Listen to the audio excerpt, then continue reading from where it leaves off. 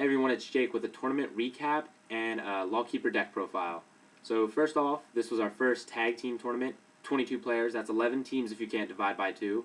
At the end of the day, we had 4 teams come out on top. In first you had Kai and Pepper, which was me and my friend Kai. I was playing Lawkeeper, he played Solus OTT, which is an outstanding deck. It draws tons of cards, you need to watch out for that. In second we had Dark Knights, which was Dark Irregulars and Galahad / Soul Saver Dragon. In third was Bitches on Tigers, who we thought was going to win it because Great Nature Solus OTT was just an insane combo. The one deck just drew cards, the other deck just never lost cards on field and hit such insane numbers in rearguard columns. It was outstanding to see. You need to watch out for Great Nature. That deck's going to be a force to be reckoned with.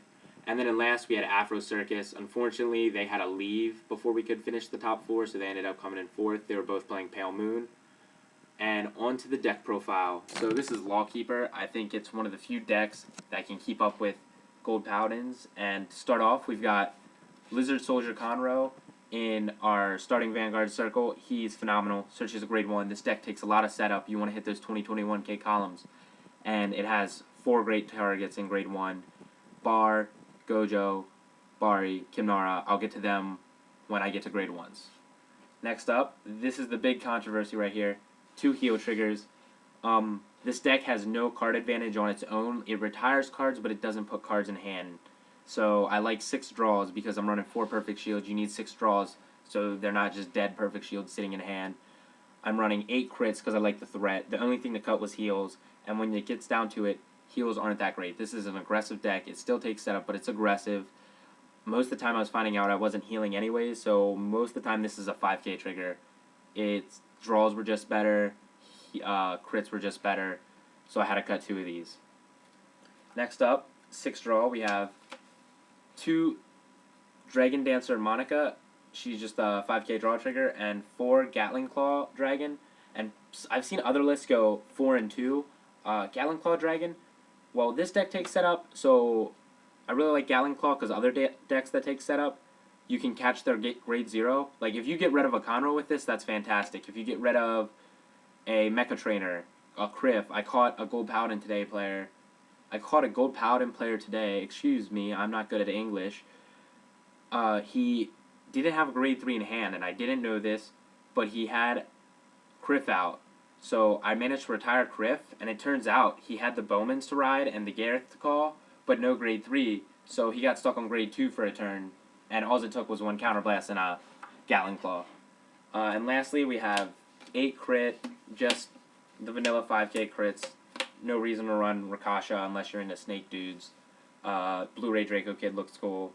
Tar looks cool. There's nothing to say about it. You can't argue with a dragon and a laser and a guy with a spear. I mean, what is better flavor text than Penetrate?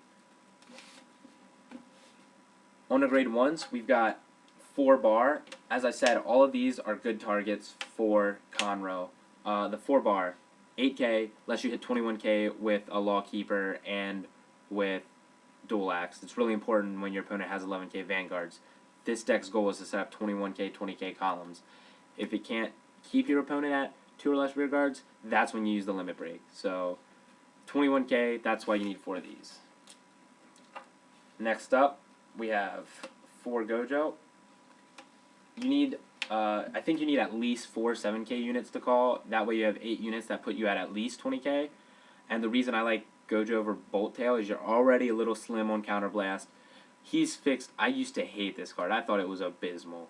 And then I found out he can fix bad hands. Like, I started a game with 3 Lawkeepers in hands, managed to get 1 out and grab a Berserk Dragon, which was a plus because I ended up using that to get rid of something. But this fixes bad hands. That's why it gets the nod over Iron Tail Dragon.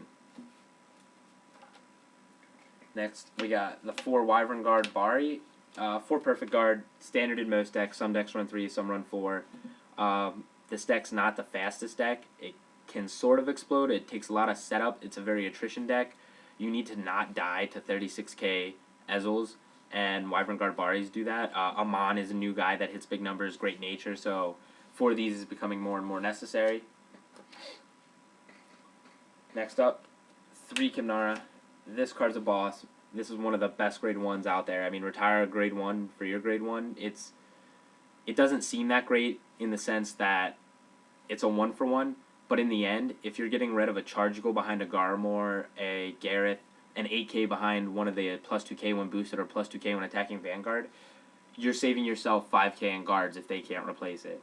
Or they gotta replace it, and that's a card out of hand. Like, turning their 20k column into something less saves you cards over the course of a couple turns. On to the grade 2s, we got 4 Dragon Knight Nihalem and 4 Cross Shot Garp. I like the 10, 8k, or I like the 8, 10k grade 2s. Consistency, this deck wants to hit 16k, 15k. These can do this with any card, basically. Even most triggers put them at 15k if you're really desperate, but 16k is a big number. There's more and more 11k Vanguard showing up. And I just like the pressure they give. Like, if your opponent doesn't, like decks that don't call their starter to a rearguard circle, this forces Tsukiyomi and Galahad to put cards in behind it. If they don't have a grade 1, they're boosting with a trigger or praying they hit a trigger to boost and just hit you that turn if you ride this. Next up, we got 3 Berserk Dragon. Really good utility card. It's 9k, which isn't great, but it's still not. It's better than 8k. I wish it was 10k, but then it'd just be too strong. Most of the time, it hits the back row. It's Kimnar that sticks to the board. It hits the back row, getting rid of those 20k columns, but every now and then, if they have a special interceptor or something like a Vivian giving me trouble, it'll take one of those out. But, I mean, 9k, with Gojo, it hits 16k, so, or it hits 15k. No, Gojo, it hits 16k, Kimnar, it hits 15k, so, still not bad. You may note no Tejas in here. I don't like Tejas in Lawkeeper because it focuses on hitting the numbers, and 8k is too small. You really limit what can be behind it for it to matter. On to grade 3, we have 4 Dragonic Lawkeeper. Some lists go 3, some lists 4. I play 4 because consistency, and you can always get rid of them to Gojo. People assume Gojo's bad because you're not boosting with it. There's nothing wrong if you have a Vanguard column set up, putting a Gojo here, resting it, getting rid of something to plus something, because in a sense you're setting up here. If I set a Gojo here, later I can just set Dual Axe there, and I've got my 20k column, and earlier I fixed my hand. So, Gojo's underrated. 4 of these is fine. Perfect guards in Gojo to get rid of them too. Next up, 3 Dual Axe Archdragon, plus 3k, same effect as Dual Axe, plus 3k if they have 2 or less rear, are plus same effect as Lawkeeper, plus 3k if they have 2 or less rear guards. It's really great. You have a Vanguard that can turn this on as a rear guard. It's just 1 counterblast and you just hit 20k in a column. It's phenomenal. This deck can stick with Gold Paladins because you don't care how many units they call. You can keep putting pressure, negging cards out of hand. Next turn, you can take out some rear guards. It's very consistent. One of the few decks I cannot hit triggers with and still win.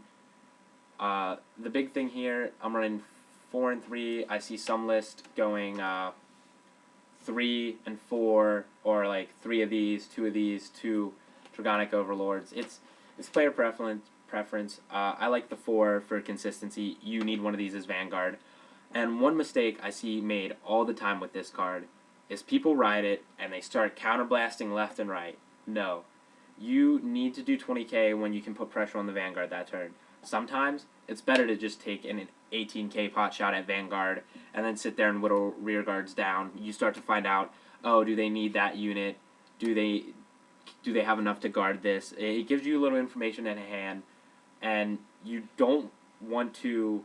Alright, I've had opponents at 4 damage, and I swing in, and they hit a trigger. Like, I swing in Vanguard, they take the damage, they hit a trigger, and then my other cards, they can block. So, you really need to pay attention to what's in your opponent's hand, build up those 20k columns, and then you need to finish them in 1 turn. That's your goal. You want to swing 20k in at least 2 columns, finish them in a turn. Don't just be limit breaking. Limit break when you can retire a unit, or you think you can end it. So, that's the deck. I think it's a great deck, very consistent. One of the more skill-intensive decks, which a lot of people will disagree with. It takes a lot. It takes setup. You've got to really pay attention to the hand.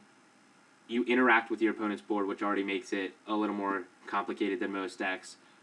And this is probably my favorite deck at the moment, based on consistency. based on 20k columns. Great Vanguard, great effect. I can just turn it on. I don't know if there's any way to improve on it currently. I feel like my list is pretty good. If you have any suggestions, shoot them down in the comments. Like the video, comment, subscribe, whatever. I'll take suggestions. I'll take questions. Just remember, everyone, first rule about Fight Club, Cardfight Club, is tell everyone about Cardfight Club. So have a good night.